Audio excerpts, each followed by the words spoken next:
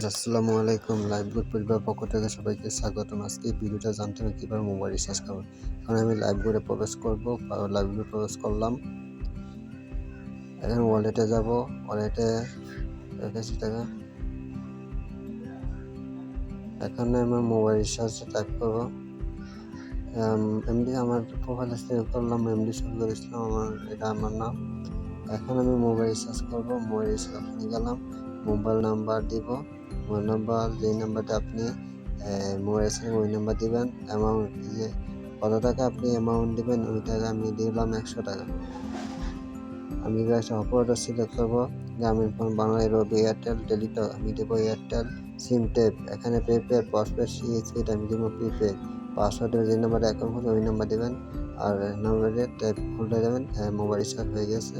Subscribe complete. আশা করি সবাই বুঝতে পারছেন। আমারটা এসে বসছে ওই যে টাকা হয়েছে 30 টাকা, লোন আসছিল 30 টাকা কেটে 100 টাকা 100 টাকা আসার পর 30 টাকা কেটে গেছে।